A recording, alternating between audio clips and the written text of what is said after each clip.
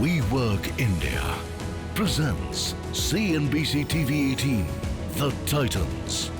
Co-presented by PhonePe.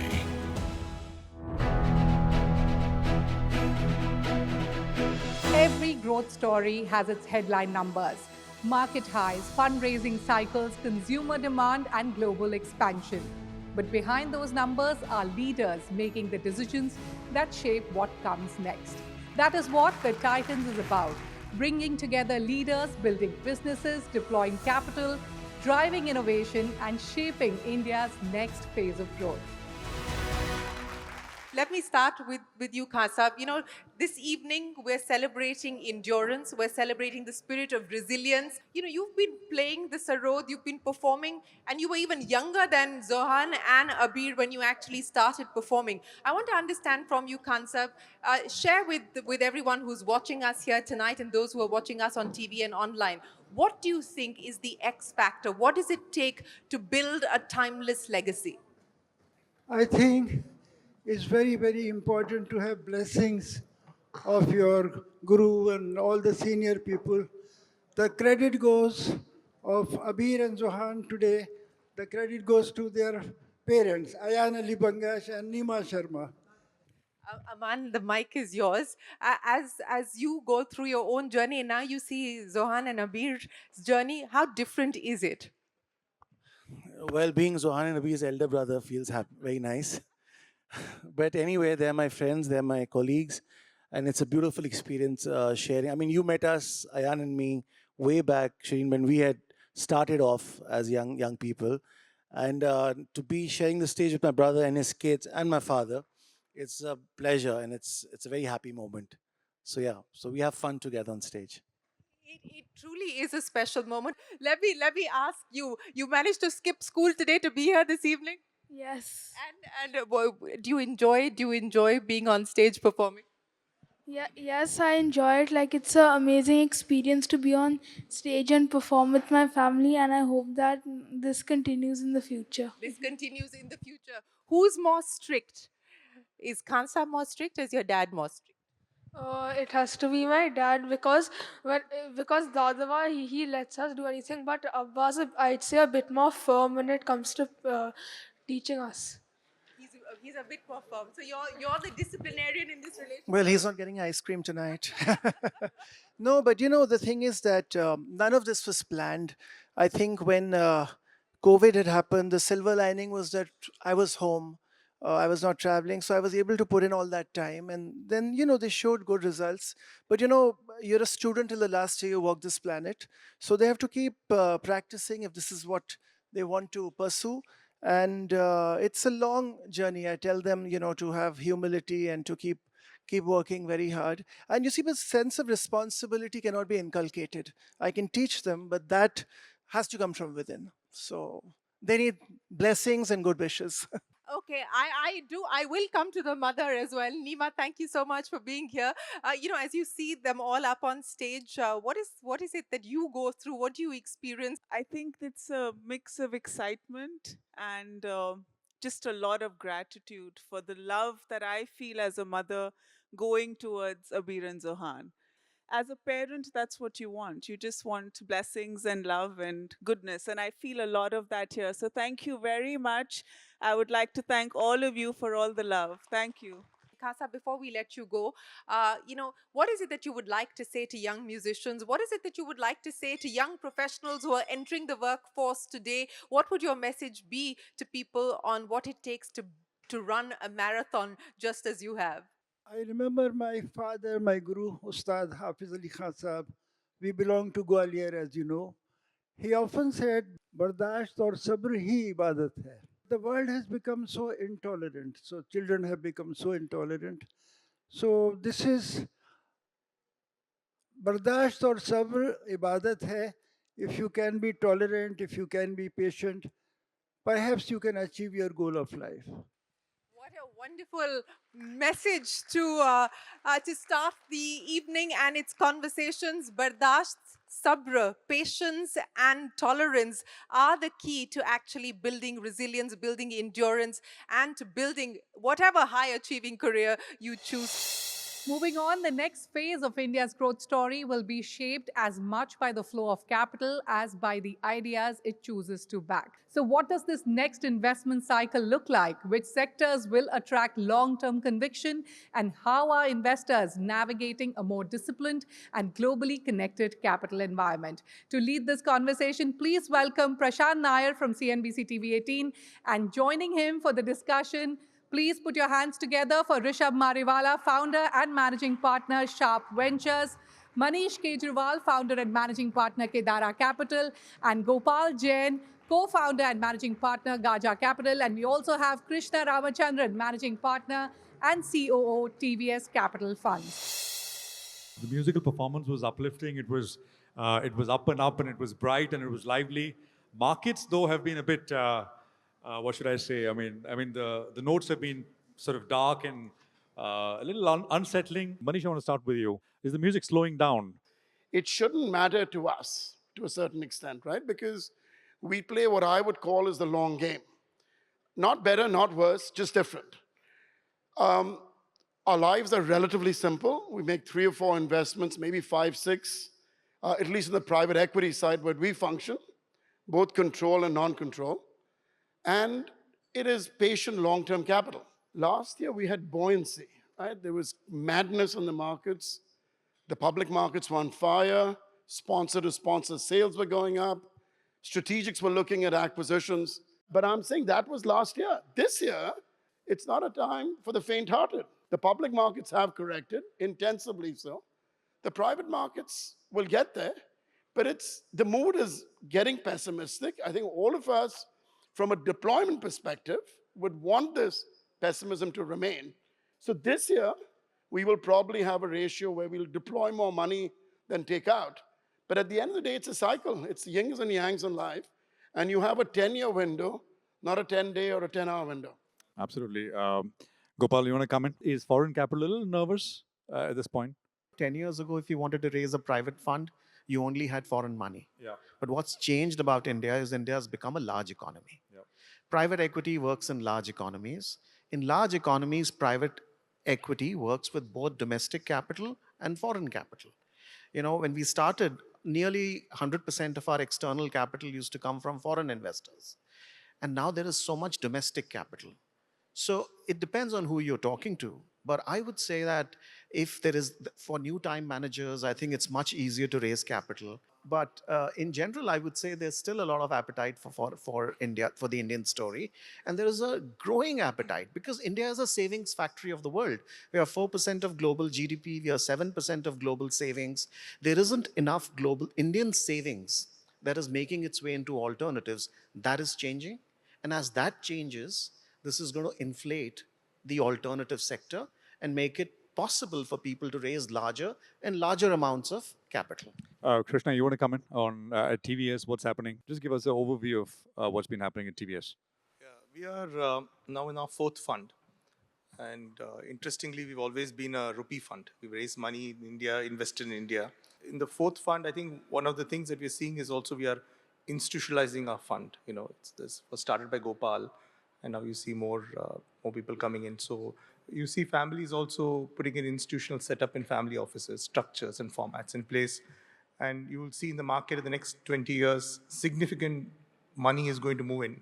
With all that, I think the domestic pool is going to increase quite a bit. And therefore, I think we are quite excited about that. And Rishabh, just what's your perspective? The word family office is a bit abused in the country. And there are not too many real institutions here which are truly family offices, where it's about governance, it's about strategy, it's about discipline, and it's about allocation. Usually most family offices just think about just how to make alpha without depth of thought process. So I think, you know, there's all sorts of capital out there, but I think true long-term capital, you know, when there's enough capital to deploy, I think strategically some of that thought process is missing in the country. The next decade will be defined by the 400 million aspirational Indian consumer who will pay and with their wallet, and that aspiration is what we are after. And hopefully, if we chase the right entrepreneurs who are betting on the right categories and the right brands, I think those ones will be the winners of tomorrow. I just want to ask Manish the AI question, right? I mean, you spoke about the Vishal Megamart. I think it was your single largest sort of transaction, I mean, exit in terms of the amount of money that you made on that single deal. Does it really matter if it's a huge super cycle, maybe the biggest of our generation or two, and it seems to be in a way passing us by. I don't know. What's your sense? When you look at AI, you look at it from an investment lens and you do it from a portfolio lens, right? The numbers globally are crazy. What we have learned in 15 years of existence, and with Temasek earlier, is humility. The markets and companies will make you humble. So don't ever go, if that's your guardrail, play within your guardrails, do stuff that you understand well. The moment you step outside your guardrail, you do that as a PA investment. You can't do it for the money that we are a fiduciary for the guys. They've given you money to do a certain investment thesis. Suddenly there's a more attractive rabbit running across the train tracks. If you're running after that rabbit, you're going to be hit by the train. Gopal, you want to come in? AI is a 5-layer cake, and India's turn to eat the cake, so as to say, or play a role in that cake will come. And that role will be around applications. We have a huge role to play. Generic AI plus generic data gives you generic outcomes. In order for companies to truly leverage AI, you need proprietary data, you need the 3 C's, which is co-location, customization, and cost. Rishabh, just your thoughts. Where are you seeing the most exciting opportunities, kind of businesses which are getting pitched to you? What's looking good? So for us, I mean, again, we're just blindsided and just one track mind of just consumer. If you can't invest in anything that you can't underwrite, you have to be able to underwrite it to invest in it. So very similar thought process, and just anything CPG, consumer forward, is what we'll do. And I think it's super exciting right now. Frankly, like I think in the early stage, there's more capital chasing entrepreneurs than entrepreneurs chasing capital, which is scary. I just think when there's so much noise, when there's greed, you should be fearful, and vice versa, right? So I think like really interesting opportunities of 100 crore, turnover sort of, or 100 crore revenue businesses where, good healthy margins, good gross margin profiles, and just really building up in either, I mean, it could be anything to do with CPG actually. Thank you very much, Rishabh, Manish, Gopal, and Krishna. Thank you very much. We Work India presents CNBC-TV18 The Titans. Co-presented by PhonePe. We Work India presents CNBC-TV18 The Titans. Co-presented by PhonePe. Today, consumers no longer just are buying products or services, they are buying experiences. But building an experience-led business is far more complex than it appears. That is exactly what this next conversation will explore. And to lead this discussion, please welcome Mangalam Malu from CNBC-TV18. And joining him on stage, please welcome Puneet Chatwal, Managing Director and CEO, IHCL, Anurag Bhatnagar, Whole-Time Director and CEO, the Leela Palaces Hotels and Resorts, and Rahul Ganju, the CEO of District by Zomato. District is something that started from an organization that always believed in giving comfort to people in their houses, right? And now you are suddenly asking people to get out and the opportunity that there is. So I'd like your thoughts on, what were those initial pitch meetings like which said, oh, there is a TAM, or total addressable market, in this experience economy? What were those qualitative and quantitative parameters that you all discussed before actually jumping headlong? The way we look at it at Eternal is that we build for convenience. So the common threads across all our businesses is what can we do to make urban lives smoother, friction-free? And this seemed like a large segment out there which nobody's addressed the way we are thinking about it. And so we are just about removing that friction and helping more people consume outside of their homes. And we know directionally it's a larger TAM than at-home consumption. So Anurag, what do you think made Leela the attractive bet that you all made on? And what differentiates your quality of service from, say, some of your peers? So Leela has been in existence as a brand for the last 4 decades, 40 years, that's right. We celebrate 40 years of Leela this year. When legendary Captain Nair founded this brand, the moat was very clear. the finest asset quality, the finest level of service. And this is something that we have singularly preserved all throughout this journey and continue to do so. What really enabled us post the acquisition of Brookfield in 2019 was the scale, the access to capital, a disciplined asset management approach, and our ability to put all things together to grow mindfully and deliberately whilst keeping the singular focus on luxury. Right, and that brings me to Puneet now, because again, something that is not of extreme comfort to a group that was earlier known as the Taj Group and now known as the IHCL Group, largely because you wanted to diversify your revenue coming out from Taj. What was the call that you took out there? Philosophy behind calling it the Indian Hotels Company was to give an answer to the society where it was written on the hotel's doors, dogs and Indians not allowed. So it was, for that time, a hotel for the Indians. Now, since then, 1903 when Taj opened, fast forward 2026, India is 1.5 billion people. And even if 50% of that population is your TAM, total addressable market, and that includes people like Mangalam, we need a product for each of the Indians. Thank you so much. And that's what we did in trying to leverage the strength of the Taj, all that the Taj had created almost over 100+ years of legacy, and then obviously make it evolve into upper upscale, mid-scale, homestays, home delivery, and you name it, and catering units. And we became a very well-diversified portfolio, which is today very distinct by brand, by geography, and by contract type. Adding on to what Puneet just said, I think if you look at brands from India, whether it's the Taj or us or anybody in the luxury space, they've always been considered as one of the finest amongst the top brands in the world globally.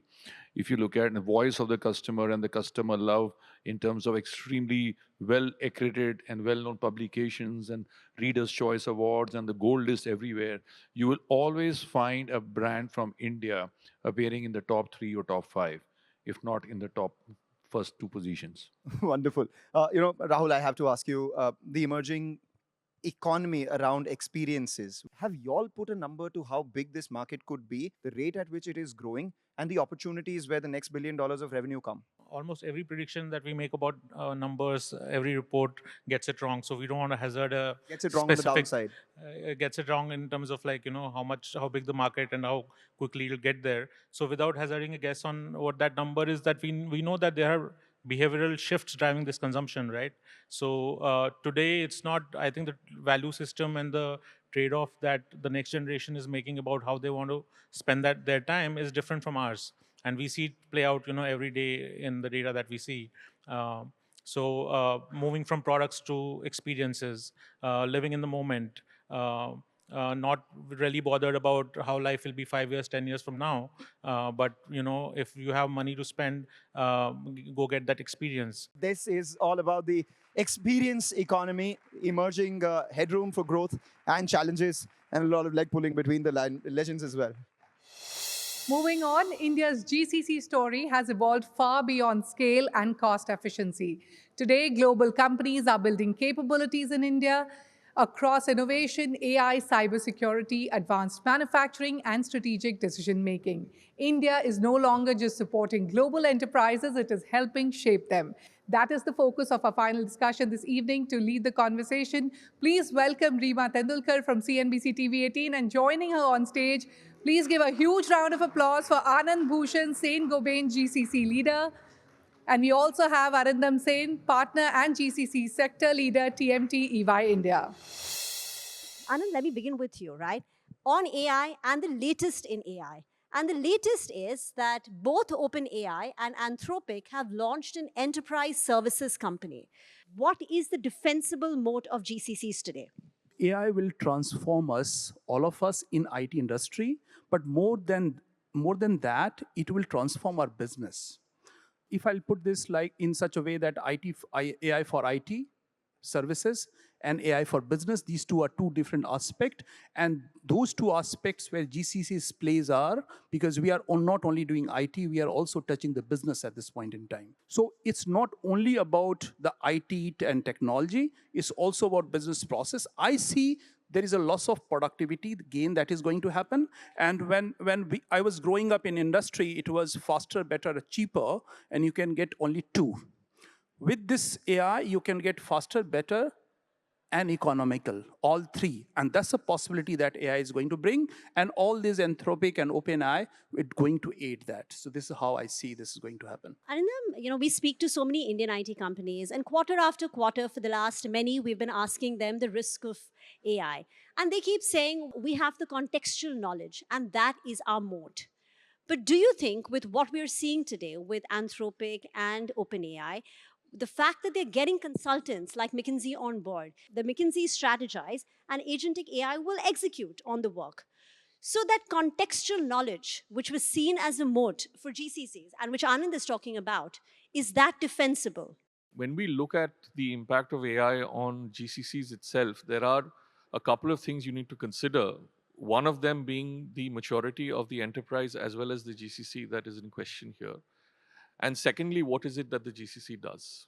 Because there are GCCs today that are doing a variety of different things than just traditional commoditized stack of activities. And I think that needs to be taken into context when we discuss this question. Now, to your point on contextual knowledge and the defense mechanism around contextual knowledge, we can't look at GCCs in isolation of the enterprise. Now, if Sant Goba decides tomorrow that it is going to use agentic as the effective tool to bring efficiency and drive, I don't know, $1 billion of its bottom line, then by its consequence, the GCC will be impacted in some shape or form. But however, it is highly dependent on enterprise maturity, where they are in the context of AI, how fast are they adopting AI. The way we are looking at it is, I think the GCC world is looking at this as a tremendous opportunity than something that they need to protect themselves against. So this 2.36 million professionals that GCCs employ today, do you think that headcount goes up, goes down in the next 5 years? Because tomorrow a board can ask, if Meta can do with 10% less, then why can't you? I think you're going to see it go up first and then subsequently start to go down. The going up is factored in primarily because if you look at the shift in terms of what kind of skills are going to be hired in the next 2 to 3 years, as this becomes more mainstream, significant domain expertise, you need AI experts, you need data engineers, you need people who understand how to run these systems efficiently. So I think that's being incorporated into GCCs. You've got centers of excellence being set up. Once they get in and they start to look at processes and end-to-end views of everything that's running within the company, you can start to see some of what I would call more transactional activities being automated. What's the timeline that we're looking at? Because I think the one big worry everyone has is job losses. Yeah, I would say that you will see play out in the next couple of years. I see the opportunity for all of us is a product innovation, okay? What we do from here also in India, from a perspective you see AI and new technology, the biggest problem within Europe and within America is talent even today. The technology which was used 30 years back, I can't drive personally. I need, for example, the talents who get trained from the beginning. And I will be very, very honest and bold to say that. And India is a place where you will get talent. And I see this is where I agree with Arindam that it will increase and then will get optimized. Industry will grow. When I started my career, it was first I2K, then e-bubble. Every time it was threatened. But every time it came out very differently and victoriously. I see big opportunity forward, being a technologist. Gentlemen, it's been a great conversation. Now, tonight's conversations reflected the ideas, leadership, and innovation shaping India's next phase of growth. A heartfelt thank you to all our presenting partners, WeWork India, and co-presenting partner PhonePe. A special thank you to our distinguished speakers for sharing their insights and experiences, and to our audience for being part of these meaningful conversations. WeWork India presents CNBC-TV18 The Titans. Co-presented by PhonePe.